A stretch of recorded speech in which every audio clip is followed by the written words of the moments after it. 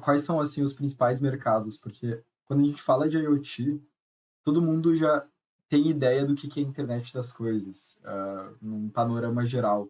Mas eu acho que as pessoas não têm ideia de como que se anda a internet das coisas aqui no Brasil, quais são as redes que se usam, quais são as principais aplicações. Claro que cada vez mais a gente encontra gadgets e opções dentro da nossa casa. Acho que um bom exemplo disso é a Alexa, por exemplo, que até ficou azulzinha, porque eu falei o nome dela aqui. Mas qual que tu acha que são os principais mercados, assim, para IoT no Brasil? Boa, Bruno, vamos lá. Eu diria que a gente divide aqui na Aiga em verticais que a gente dá prioridade, e num outro sentido a gente tem as tecnologias de comunicação que a gente pode utilizar.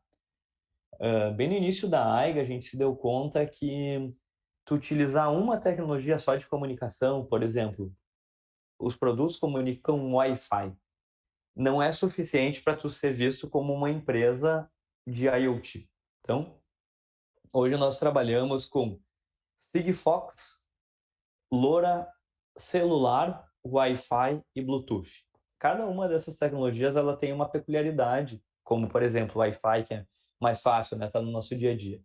O Wi-Fi é a melhor opção quando tu tem um dispositivo que está monitorando a temperatura da tua geladeira de medicamentos. Estou guardando medicamento e eu quero saber, caso aconteça alguma anomalia, recebo uma ligação telefônica a qualquer hora do dia, porque é muito importante que o medicamento não sofra alta temperatura. Então, como eu tenho a minha farmácia, eu tenho uma rede Wi-Fi já instalada, eu vou utilizar essa tecnologia que é o que faz mais sentido.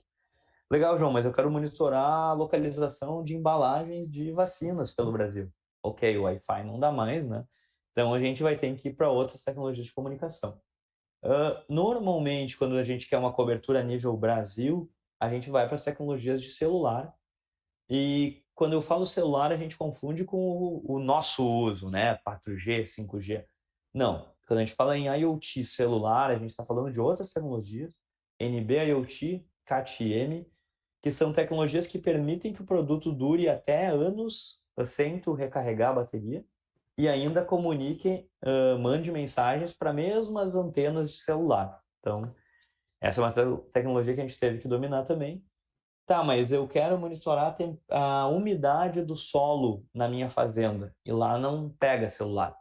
Ok, então a gente vai para outras tecnologias como o LoRa, que eu posso levantar uma antena lá na minha fazenda e consigo cobrir um grande raio só com uma antena, porque é o jeito mais fácil de ligar aquelas coisas à nuvem. Então, tecnologia é um capítulo à parte que a gente teve que aumentar bastante nosso portfólio. A gente fez todos os produtos dentro de casa porque a gente é obcecado em baixo consumo. Então, fazer um produto comunicar celular, fazer um produto comunicar Wi-Fi é fácil. Fazer esse produto durar anos a bateria comunicando essas tecnologias, o desafio é um pouquinho maior, que envolve um projeto de hardware bem específico e o projeto do software que está rodando ali dentro, ser especialmente dedicado a baixo consumo, né? Então, é uma tecnologia que a gente criou ao longo dos 5 anos de AI. E em quais verticais a gente usa, né? Para que a gente vende o nosso produto hoje? Hoje, o nosso foco de soluções completas, de ponta a ponta, elas são monitoramento de temperatura e umidade para alimentos, medicamentos e ambiente. Então, pode ser num restaurante, como, por exemplo, a gente tem em 20 países filiais da Pizza Hut sendo monitorada a temperatura tanto lá do frio, dos insumos que estão congelados, para garantir que eles estão bem frios e vão se manter em uma boa qualidade, quanto depois de feito, a gente tem que garantir que a temperatura não baixa de tanto, que ele continue quente para não ter bactérias, enfim, todas aquelas propriedades que eu não entendo muito, mas sabemos que é importante. Então, alimentos, medicamento a gente já falou bastante, e ambiente também, né? Por exemplo, eu tenho uma sala de servidor e é importante que a temperatura fique entre 20 e 27 graus. Se aumentar essa temperatura, a probabilidade do meu servidor começar a falhar aumenta muito. Legal, nosso produto está lá monitorando e gerando alarme em situações de anomalia. Então, temperatura é muito forte aqui dentro da AIGA, umidade. Tem uma outra parte de rastreamento. A gente tem tecnologias de rastreamento que permitem tu conectar uma caixinha nossa numa caixa, numa coisa que nem tem alimentação própria, diferente de um veículo, né, que tem aquela grande bateria que tu pode ligar. Não, eu quero monitorar onde está a minha ferramenta pelo Brasil. Tu cola o nosso produto, fixa ele, e ele vai te dar a localização tanto indoor, dentro de um local, quanto outdoor. Levo ele para a rua, a gente vai conseguir estimar a localização dele em longa vida de bateria. Então, totalmente diferente do nosso celular, que dura 1, 2, 3 dias no máximo, nosso produto vai estar mandando a localização por 2, 3, 4, 5, até 10 anos de bateria, conforme as configurações. Então, temperatura, localização. Um outro mercado que a Aiga está entrando agora é a medição de água. Então, medição de consumo de água, IoT. O que isso significa? A gente, muito mais do que passar informação mensal para fazer a cobrança do consumo de água, o nosso produto está monitorando a situação 24 horas por dia, todos os dias, e procurando situações de anomalia, como, por exemplo, um vazamento. O produto detectou um vazamento e ele consegue avisar naquele momento o cliente, que consegue resolver e não esperar a conta de água chegar lá no final do mês, uma conta muito maior. Então, o produto está fazendo esse monitoramento. Também o monitoramento do perfil de consumo. Então, a distribuidora de água ela consegue saber qual que é o perfil de consumo naquele bairro. Olha, é mais à noite, é um bairro mais residencial, é mais no almoço, porque tem muitos restaurantes, ou é ao longo de todo o dia, em função de um perfil de uma empresa que roda 24 horas. Então, tu consegue entender o teu cliente e ver o perfil de cada local da cidade. Por fim, essa solução de medição de água, a gente consegue fazer o corte e religamento remoto. Estou distribuindo água e eu tenho um problema de inadimplência. O meu cliente ele não pagou a conta. Então, o distribuidor pode apertar no botão e fechar a válvula até que essa situação seja resolvida. Então, esse é um caso bem legal que faz muito sentido usar tecnologias de internet das coisas. Sim.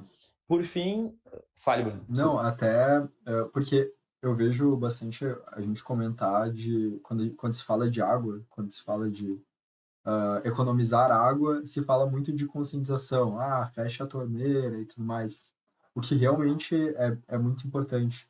Mas se a gente for ver os dados, quase metade da água que é perdida, quase metade da água potável é perdida.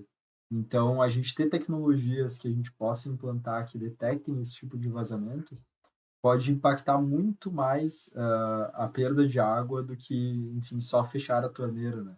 A gente deveria colocar muito mais energia nisso do que a gente coloca agora, né, João? Com certeza, eu acho que a detecção de vazamento é um ponto muito importante, mas também o usuário poder ver o perfil de consumo dele e aprender com isso, né? Olha, eu estou consumindo muito nesse momento por muito tempo.